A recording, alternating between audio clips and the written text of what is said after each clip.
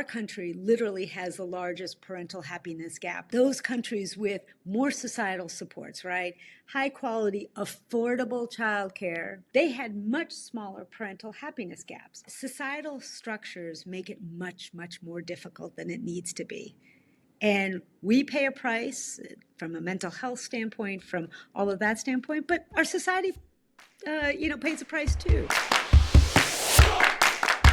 Hi, everyone, and welcome to the Work-Life Equation. I'm Priya Krishnan, and I'm the Chief Digital and Transformation Officer at Bright Horizons. I should remember who I am. and I'm Paul Sullivan, founder of the Company of Dads. Today, we're super excited for our guest, Dr. Dana Suskind. She is a pioneer researcher and clinician in early childhood brain development.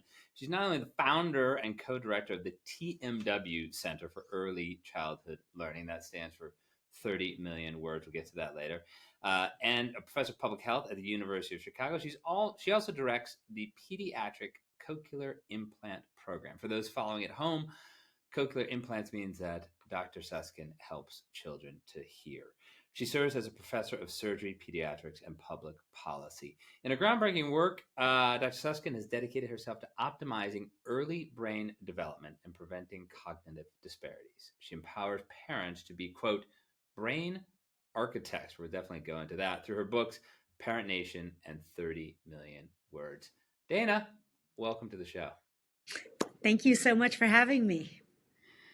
Welcome, Dana. And I was fumbling all over myself because I'm so excited for this conversation. I actually been just fascinated reading, 30 million words and the work that you're doing at TMW. I would love to hear about what was the inspiration to follow through on this. 0 to 5 is such a formative year in early childhood. It's not a very well-known fact, but you've dedicated your life's work to this. So we'd love to hear about, how that came about. Absolutely. I always like to say if a surgeon realizes how critically important the early years are, it's got to be true. As Paul mentioned, in my day job, I'm a pediatric surgeon and I specialize in giving children born deaf cochlear implants, helping them access sound, listening, and spoken language. But you may say, well, how does this relate to all of the work that you're doing now in early childhood development? But really, I always like to say my work came from the operating room because early in my practice, I started noticing dramatically different outcomes amongst my patients after surgery. So some of my patients, children excelled developmentally, others not at all. Some learned to talk, others did not. And it turned out the ability to hear didn't always unlock their full capacity to learn and thrive intellectually. So I started exploring why this was, and more importantly, what I could do about it. I view this very much as an extension of my work as a physician. And that is what led me to focus on the importance of the early years. Because in my journey, I discovered pioneering research that found the stark difference in the amount of language exposure that children were exposed to early in life. And although the research was done in hearing children, and trust me, it was far from perfect, it helped me to understand what I was observing in my patients, that in order to fully benefit from their new cochlear implants, the ability to hear, they needed to hear a lively stream of words every day to practice listening. And in fact, this is true of all children. In the early years, the magical window of time, this opportunity of time, is really built by this talk and interaction that children are exposed to. And that is really what started me on this crazy journey. Dana, when you talk about it, 30 million words, it gets it out there, a number, people can kind of wrap their heads around it, but 30 million is a lot of words. I mean, what are we talking about here? Are we talking, reciting some Shakespearean sonnets to small children, or what type of words, really has an impact, and how does that really work on those young brains? Yeah, no, I'm so glad that you brought this up because, as I mentioned, this was a journey for me, and one of the first studies that I learned about was this, quote unquote, 30 million word differential. I really want to sort of double down that this is just a first sentence in a robust literature that shows the power of talk and interaction. It was what pulled me out of the operating room, but learning more, it is really not about the number of words. It is really about that serve and return, that rich conversation that we often see that comes so naturally between parents interacting with their children or child care providers. And this nurturing interaction is powerful enough to help children basically develop two critical skills that help them in both school and in life. It delivers cognitive skills, those found on intelligence and aptitude tests, reading and writing and numeracy, pattern recognition, and it builds non-cognitive skills, those soft skills like grit and resilience. And the truth is that nurturing interaction builds the entire brain. It was never about words and vocabulary. It was really about nurturing interaction, building the entire brain. I like to say that like milk feeds the body early on, nurturing interaction builds the brain. And I can go into the different cutting edge research that has come afterwards. Neuroscientific research, language and cognitive development research, if you'd like. But suffice it to say, it is so much more than words. It is nurturing interaction. And I just find, you started as a practitioner and went into early childhood. I started in early childhood and said, what is it? My sister's a pediatric surgeon. So, her work was so fascinating from a developmental milestone standpoint. It's three separate streams: neurotypical children, early childhood, and then pediatrics. And how do you find the confluence between the three? But, we are a podcast about working parents, Dana, and I'm telling you as a working mom that one of the things that I always felt guilty about was, am I spending enough time? So talk about quality versus quantity. So can you achieve the 30 million word interaction when you're a working parent and you have limited time with your child? And you do talk about, multiple adults being involved in a child's life. So it would be great for you to talk through that. Absolutely. And,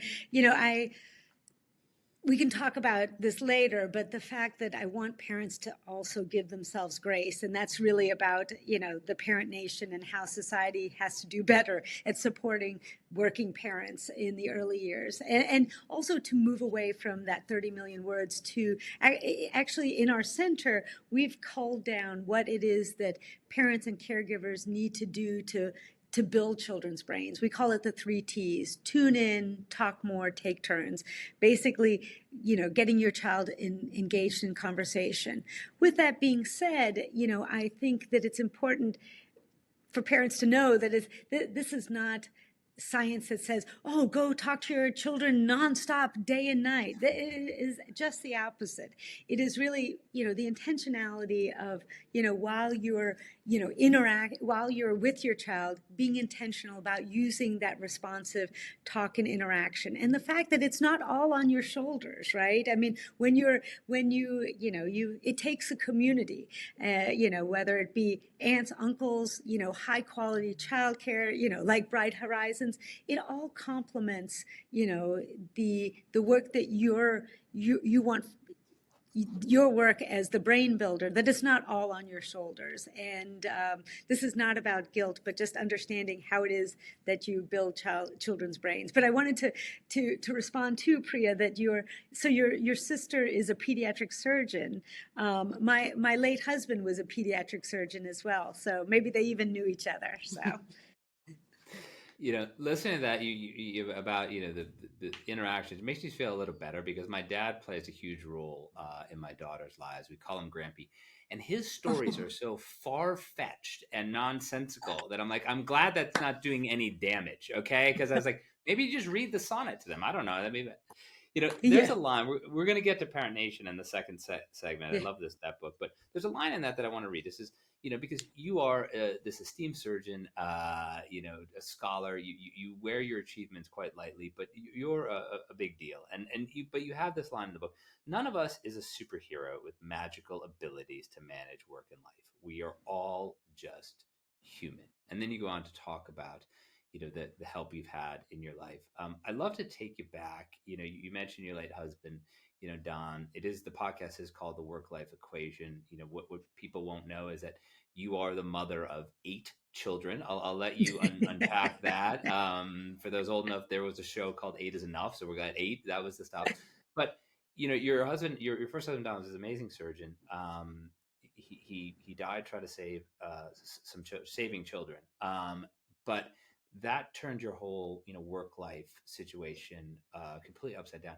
Could you talk to the listeners, like, how did you in that moment figure out how to move forward, and how have you built on that with your high level of empathy with the patients and parents that you work with on a daily basis? Yeah.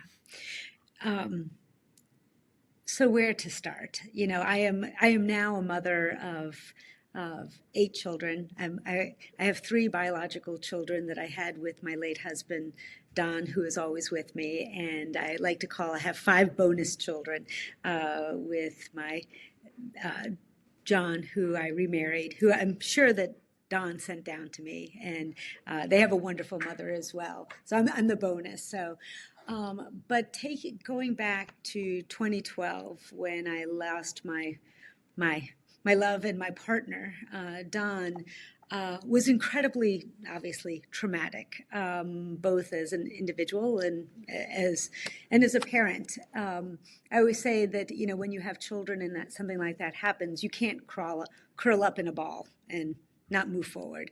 As parents, and I can say this is a universal trait, as a physician who's taken care of children and families for longer than I'd like to admit. That is the one universal. Parents will go to the ends. All parents love their children, and they will go to the ends of the earth for their children.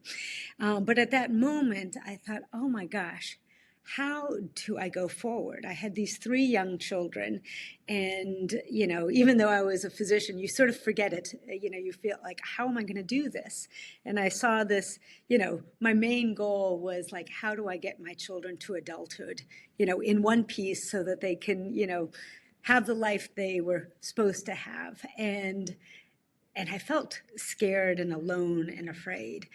And at that same moment, I was immediately embraced and surrounded by my community, my incredible community here in Hyde Park, and people across the country too, but really Hyde Park really wrapped me in their embrace and helped myself and my family through these difficult times. And you always know this. I mean, I want to be clear that even though I'd been doing this research long before, and I espoused the power of parent talk, it was never that it was like, oh, all on parents. It was always that we needed society to better support them. But it was in that moment that I saw this incredible opportunity, the fact that all families deserve that same support, right? All parents just want to get their kids to the other side, give them a chance, give them the chance of a life that we want for our children, and that society can and should play such a role. But so often parents, working parents, all parents, we feel like it's all on our shoulders, and that we've got to suffer through it alone, and that if it's not going well, it's we feel guilt and ashamed, and that we have such an opportunity in our communities, in our society, that we all benefit from healthier children. They are the next generation. They're going to take care of us. And so that was an important sort of moment that I don't want to say it changed dramatically what I did, because I've always been about society playing a bigger role, but having more intentionality of trumpeting that we don't go it alone, that society can and should play a bigger role in supporting families being the prime architects of our next generation. So that was a long story.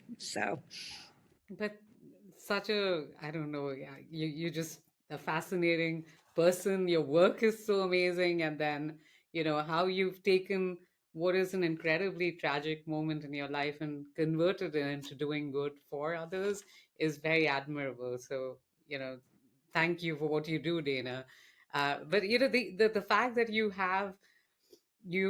currently, I come from a country where the support system is part of how we grew up. Like, I grew up around grandparents, and there's a notional village that surrounds you.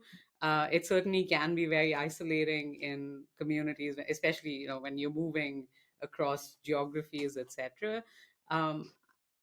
and when your community is either the people you grew up with or the schools you went to or the people you work with, right? It's very rarely do you have the time to find a third community. In talk about what in Parent Nation, how you talk about society is actually rallying around both parents as well as children, and how people can play a role, because I think that is so crucial. It certainly is something I was fortunate enough to experience, and my children had that. And I can see they're better kids for the fact that their grandparents were so immensely patient with them while I Yeah. wasn't.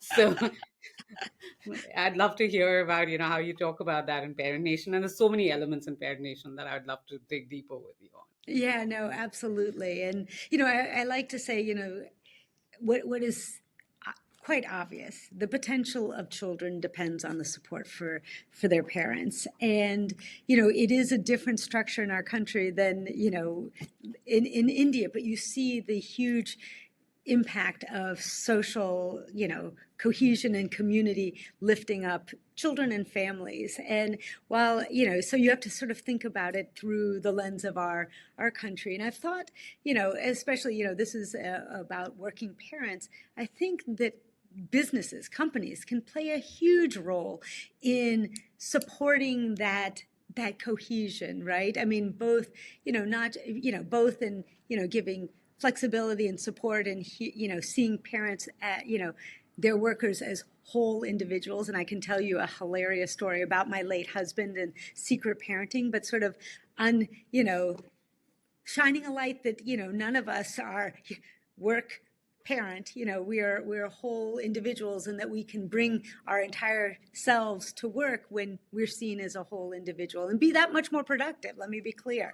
But I have often thought that businesses could, bring parents, support parents in this, finding community. I run a center. I'm not a business, but I run a center of 35, and there are a lot of we have a lot of young, wonderful women, and really trying to get that support, get them talking, and there's a lot of maternity leave, and how we work together as a group so that people can have the space for that. But things continue on. So yeah, I think businesses actually can play a huge role in allowing that to happen, and that not only helps their families, and especially mothers coming back to work, and the mental health, and fathers feeling like it's okay and you should take leave, but also it makes the culture of the company better, like when they're seen as entire individuals and are more productive, right? So there's so many win-wins to businesses doing exactly what you're doing, elevating working parents. So, Dan, obviously you're a professor at Chicago, which for a long time was sort of synonymous with Milton Friedman, Nobel Prize winning economist. And Milton Friedman, revered, reviled. There's not a lot of middle ground around it. But one of the things he would talk about was the idea of the model worker. And the model worker goes to work and he works, and what matters to the company is the worker's productivity. COVID obviously scrambled all of that when suddenly people were at home. They were working differently. They were still productive. I always tell the joke that I live in a town in Connecticut with a lot of hedge fund traders who never thought they could work anywhere but the office. Turns out they moved their computers at home and still made billions of dollars. So they figured out a way to make it work. But I know the story you're referencing about Don. I read it in Parent Nation. I'd love for you to share that story because it's so illustrative. But then I'd also love for you to talk a little bit about how you've seen this moment since the book came out, since you did the research for the book, and what has happened as COVID really forced companies to break down that barrier between work and home, and to sort of really challenge that Milton Friedman notion of the model worker. Yeah, no, I mean, it's funny because actually I'm right. I'm in the econ building right now. I think that in BFI, which is the Becker Friedman Institute, which is sort of interesting and ironic. And Milton Friedman said the business of business is business, and this ideal worker. But I actually like to think that today he might say, oh, the business of business is early childhood. Because, the business, when you think about short-term runs, short-term gains, sure, you can say, look, ideal worker, let's think in the short term. But we all know the long-term return on investment on investing in early childhood, both through the worker, right? The women being part of the labor force, as well as the long-term gain of a healthier workforce. If we invest in early childhood, you're going to have a workforce that is much more ready to take on, what the economy needs. So I like to think he'd say, the business of business is now early childhood. I could be dreaming, but I'd try my best to convince him of that. With that being said, I think one of the sort of results of this, ideal worker mentality that you're either at work or you're at home, and neither the two will meet. I told the story of Don, and it was an incredible story because I only learned about it at his memorial. We had this huge, Don drowned, as you mentioned, saving 2 children for Lake Michigan, and I don't know, 6 or 9 months later, they had a big memorial at Rockefeller Chapel, and people were talking and telling stories. And so the most memorable stories was done by Chris Speaker, who was his nurse, his right hand. And he told this hilarious story of, one day Don had this huge, 5 surgeries to do in that day. And he said, to Chris, look, I've got to finish by 5 because I've got, a meeting with the chairman that I've got to go to. So Don did everything that had to happen. He took the patients to the recovery room, and Don was an incredible, incredible surgeon. And so they finished on 5, and Chris said, okay, great, we did it. And he tells the story of, Chris, he used to walk home he'd walk to the train to get back home. And on his way to walking on the train, he saw in the distance, a baseball field. And all of a sudden he looked at this baseball field and he saw this kid hitting this home run, this little kid. And he heard this voice saying, go. And he looked over and he realized it was Don. Don's big important meeting wasn't actually to meet the chairman of surgery, Jeff Matthews. He had to get to his son's baseball game. Don never missed a baseball game. And what I realized, and everybody laughed, and nobody would have ever considered Don anything but the most ideal of workers, right? I mean, he was like a rock star surgeon. I mean, incredible. But in retrospect, as I was writing this book, I realized, oh my gosh, this is emblematic of what Emily Oster calls secret parenting, where we have to pretend at work that we are all in, that nothing else exists except our work. No sick kids, no childcare issues, no baseball games, nothing else. And I thought, gosh, if somebody like Don, who is like a complete rock star, had to do it, you imagine everyone else who's not in a position of power, how they might feel. And, I think that, that was early on in our lives together, probably, if he had been able to live, he would have changed that, because not so much for him, because look, he was the chief, the surgeon in chief of the children's hospital. He could dictate what he wanted to do. For whatever reason, he felt like he didn't want to share that. But the fact that as leaders, we also have to model to others that it's okay. It's okay. It's okay. It's okay. And that's the biggest thing. And I know he would have, because he was the biggest champion of everyone and of parents. And so it's funny that I wish I could ask him, what were you thinking? But it made for a really good story for the book. All of us need permission, I think, before we model. So it's almost like giving yourself permission before, because you've not had the precedent yourself sometimes of saying somebody did this and you had a model. But how do you break that pattern and model it out yourself? the but your notion of, and I've always thought of the pandemic as like a positive inflection point. While we talk about it, in negative terms in so many ways, the fact that we looked into each other's homes and we could see what was going on, and life and work merged in ways that was not imaginable before that. Because now we can look into your screen and see your beautiful family's pictures there. That wasn't the reality when we were all in the office. And I feel like the acceptance of the conversation became much larger, and businesses, certainly, to the point you were making earlier, Dina, that as stakeholders in working parents, what are they doing, what are employers doing to make this happen? The question I have for you is, how are you taking your research to employers, and how are you talking about this? You're modeling this out at University of Chicago, but how, how can you- how are you talking about this with? I know you're helping families directly, but are you Yeah. also thinking about saying, given businesses and the government has a role to play in this, everyone benefits here. Employers get people to come to work, Yeah. governments get taxes. So how do we actually create a rallying force? And I'd love to hear about how you're moving that direction.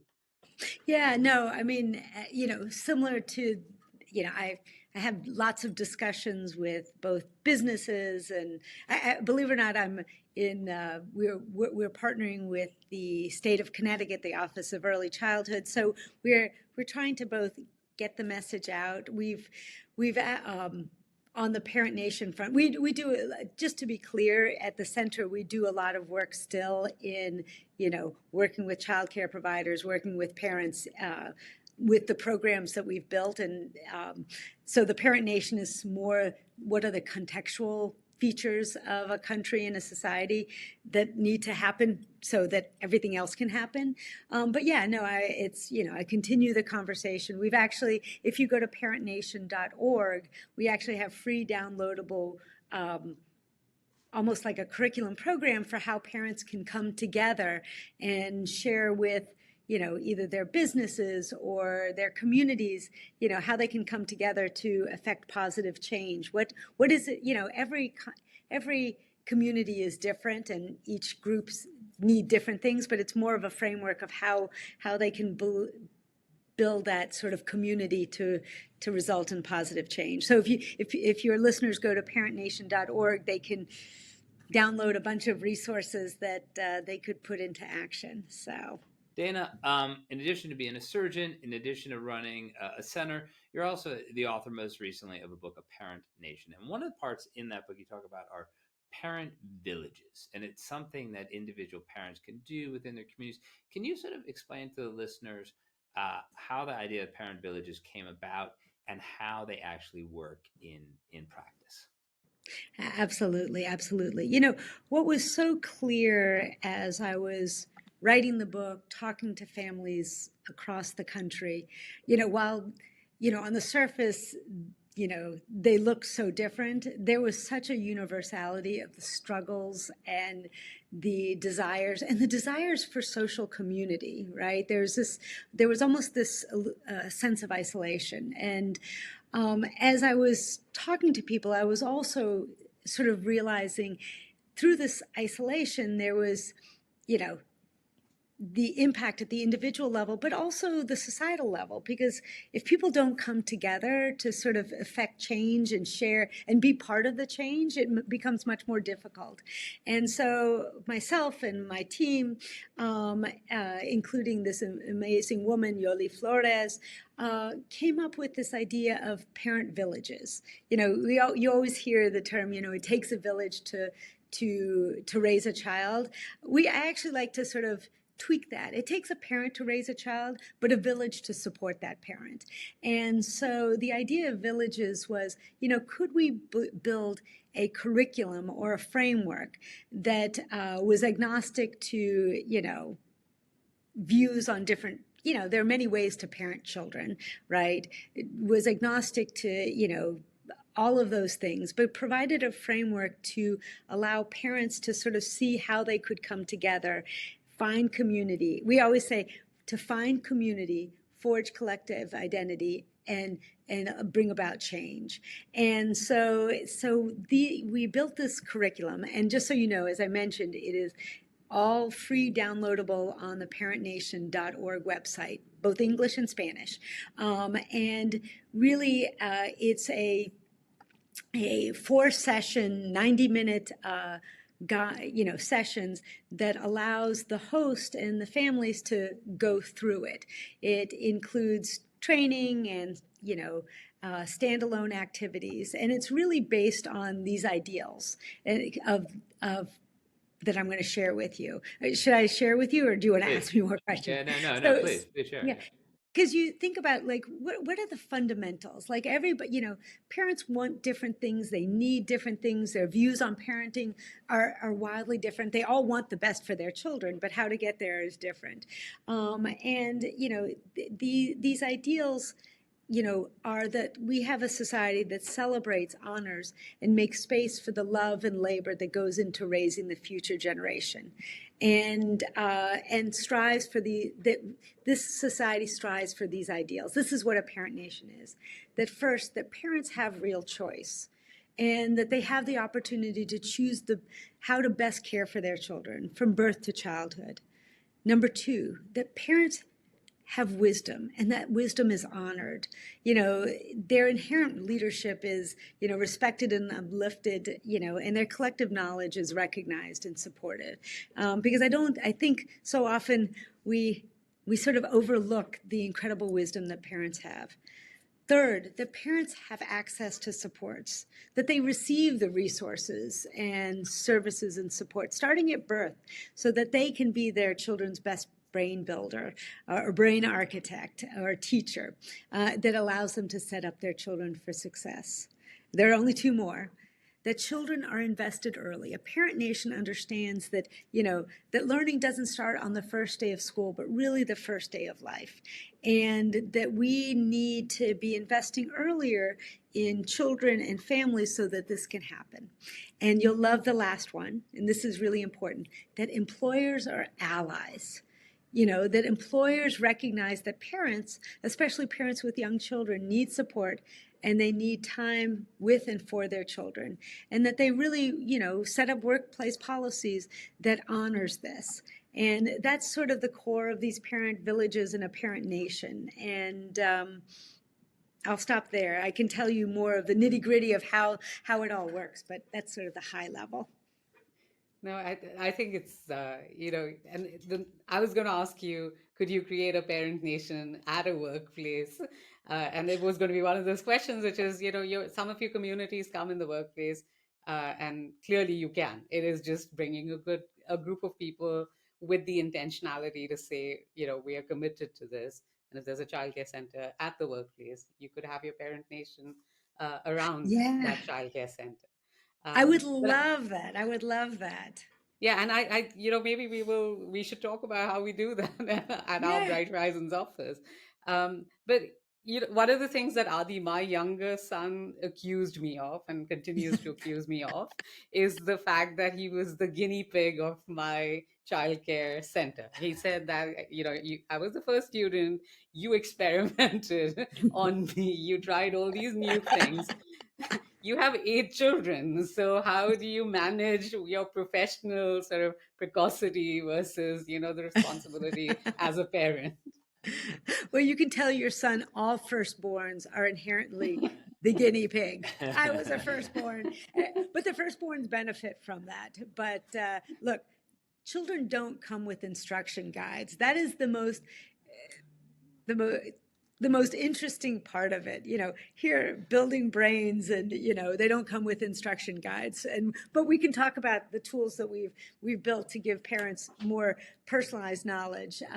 But yeah, how do you I think it's really important to sort of state that we all figure it out as we go, right? You've got to give yourself grace. There are plenty of times I said, oh gosh, I could have been so much I could have done it better.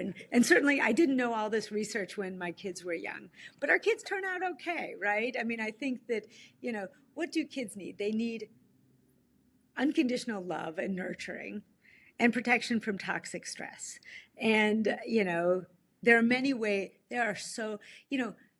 people seem to think there's only one way to parent children. There are many ways to parent children. There's only one way to build that child's brain, through nurturing interaction and protection from toxic stress. But there are many ways to do it. And you never parent, like in one family, you never parent your children all the same way, right? To your son's point, he was the guinea pig. The second one gets this. The third one, you can barely, like my poor daughter. My poor daughter is sure that all of my oldest daughter's baby pictures are hers, because by the time you get to the third, you're like, you can wear your brother's, that's the whole point. None of us, parent in the same way. We figure it out, and we do the best that we can, and they turn out okay. And this was my second one, Dana. This wasn't my first one. The second one said he was the guinea pig. The first one's actually been very kind about the fact that he was a guinea pig. And I always, this has been my coop out, is you'll turn out okay in spite of me, not because of me. So let's be clear. No, that does sound like a middle child statement. So actually, he wasn't the guinea pig. No, we're joking. He will be, yes. I always say, we can talk about all of that. My son, who during high school, now we're getting into like really personal stuff. He was like, it was tough. He was the middle. I was like, okay, just finish your college essays. And now, at his graduation from high school, and now in college, he makes me feel so good. He said, "Mom, I couldn't have done it without you." He sent me a little quote that says, when I could pull it up, something to the effect of like, when you're in high school, you can't, your mother like is the worst. And then you realize that everything she said was right, or something to that effect. And how old is your son? Now they're 18 and 15, and I'm going through the exact same experience. It's like you can do nothing right. We can this probably should be offline. I can give you a lot. It does get better. That's the thing, is that's the biggest, I think the biggest recommendation for working parents. Obviously the early years talk and interaction is the key to building brains, but also the fact that, it goes up and down. And there have been times where I've been absolutely the worst mom in the world, and now you're the best. It'll be okay. I promise you. So we can talk about that. Oh my goodness. I love this. I'm listening to this and I'm thinking just what you said, Dana. Like, I have 3 daughters, and when the first one was born, I was committed. I was going to keep a journal and write everything, every key moment in her life. And she's got 2 or 3 journals. The second one has a journal.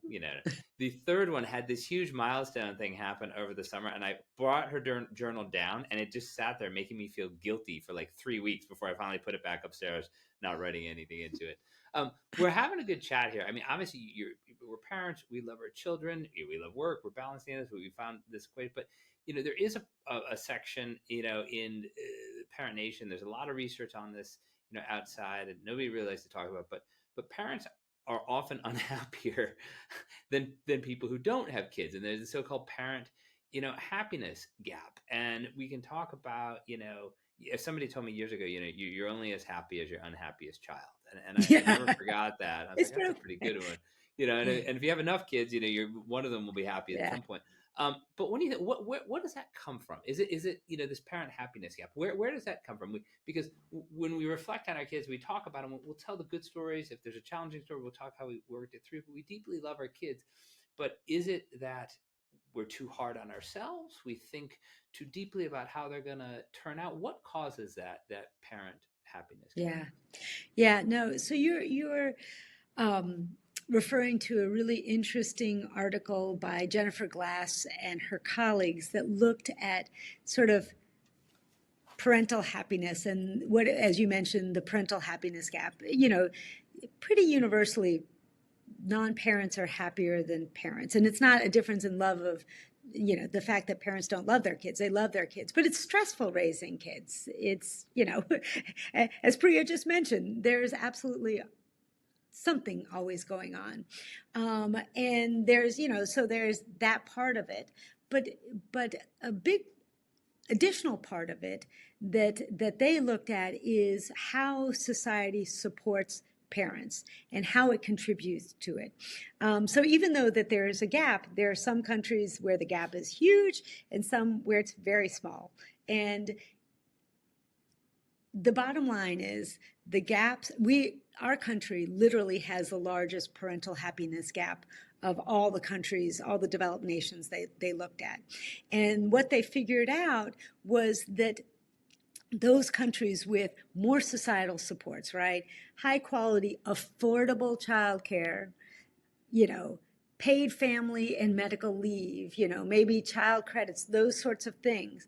They had much smaller parental happiness gaps. Why? Because parents weren't worried, like, am I going to be able to find a place that feels, that is going to complement my efforts and take care of my children while I'm at work? Or, the fact that 1 in 4 parents in this country, mothers in this country, go back to work after 2 weeks.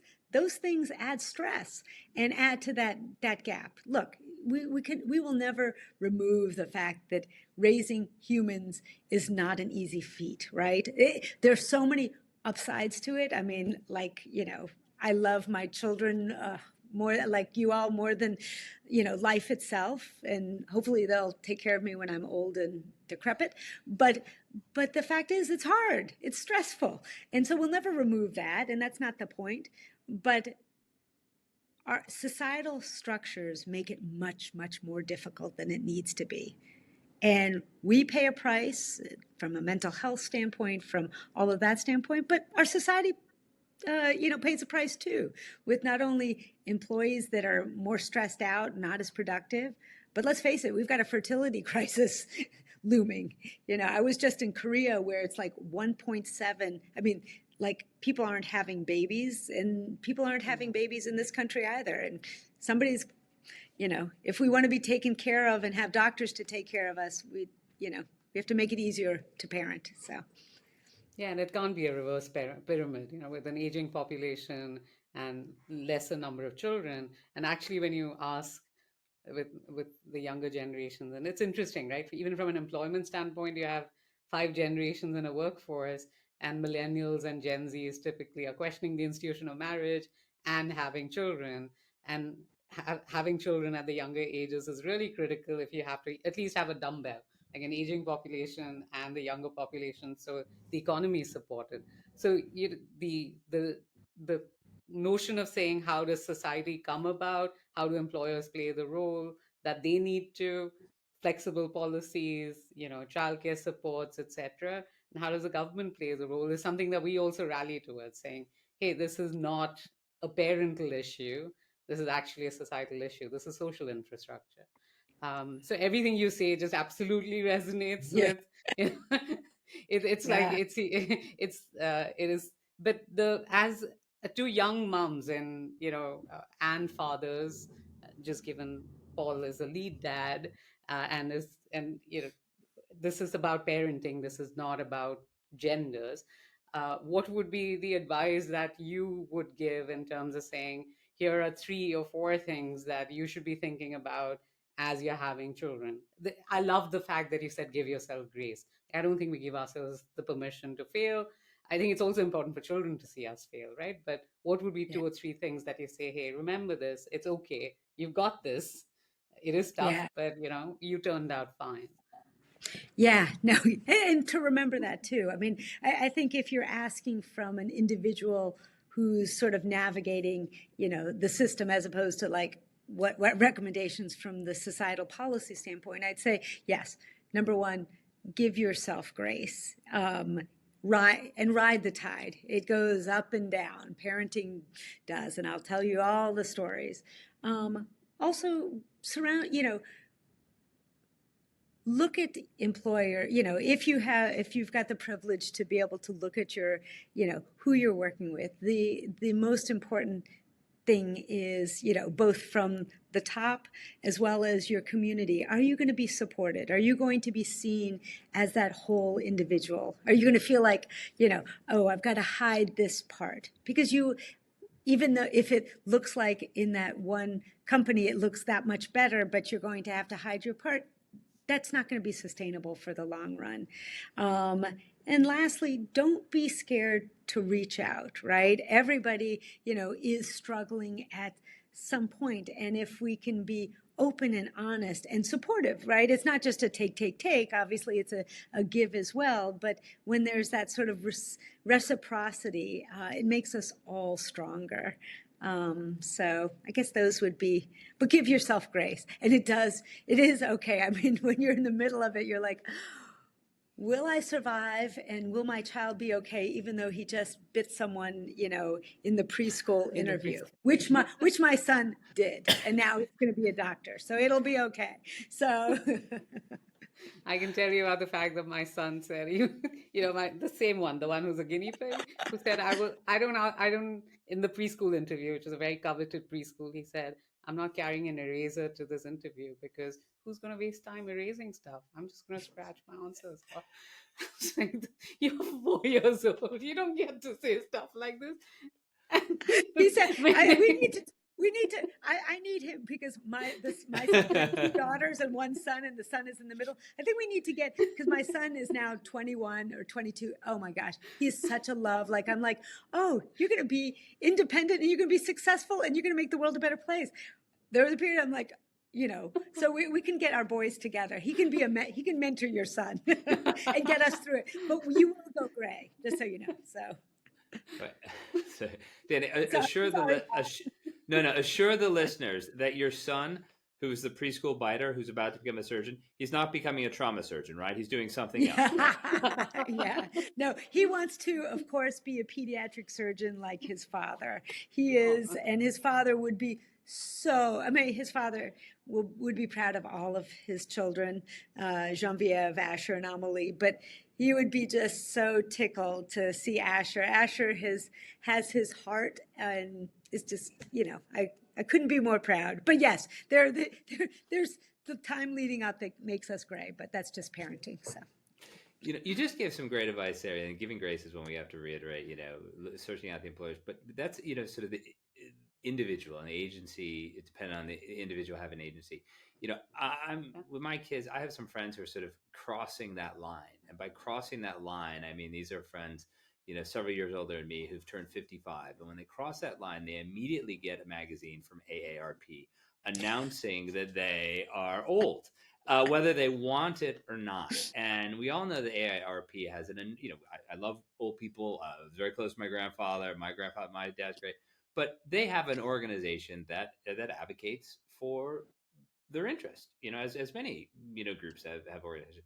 Why, when you become a parent, and I know, there's a policy side to a lot of what you do, what would it take for when you become a parent for you to receive the sort of caregiver, equivalent of the AARP magazine on day one of parenthood? Yeah.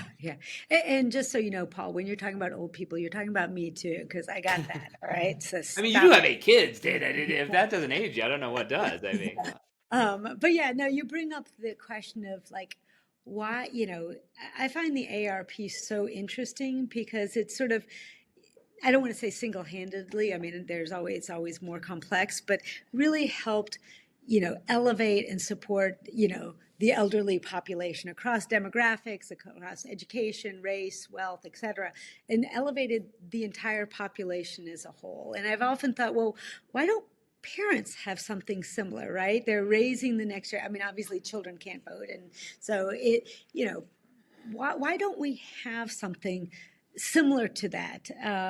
Maybe then we'd actually have paid family and medical leave in this country, which most people want, right? Maybe we'd not be the country that invests least in, children and families, which we are. And, I do think that would be an opportunity to sort of connect across, all these things that we think separate us, to this universal love of our children. And I really see it actually more as, the AARP is actually a giant business, as opposed to, people think about, advocacy organizations as, let's march in the street type of thing. But it's actually a big business that uses the purchasing power of the elderly to advocate on behalf of them, in terms of their needs as a demographic. And, certainly parents have large purchasing power that I think could be leveraged towards this larger organization, using that money to help, support the needs of all parents.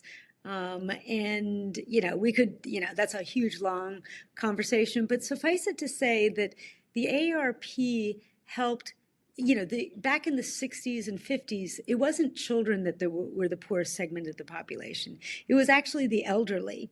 And through the AARP and the Great Lobby, now, it decreased the poverty rates by 70% in the elder population. And now, who is the poorest segment of our U.S. population? Children under 5. Children as a whole, but the poorest are children under 5. The exact time when all this brain building is happening, the exact time when we have an opportunity to get children on the right trajectory for being future, employees and workforce of our country, we sort of do nothing or make it hard. So, I think that, I would just like us to care more and invest more in our children and families, whatever way it is, even if it's parents who have to say, look, this is important, not just for us, but the future. And thank you. So, Dana, I wanted to just say that if more of us do this, I have a lot of hope for where we could go as a society. And so thank you for your work. And we could do a whole episode talking to you. But we have questions that we ask every guest. What is your go-to way to unwind? Yes. So my go-to way to unwind is, now that I'm an empty nester, is that John and I love to bike.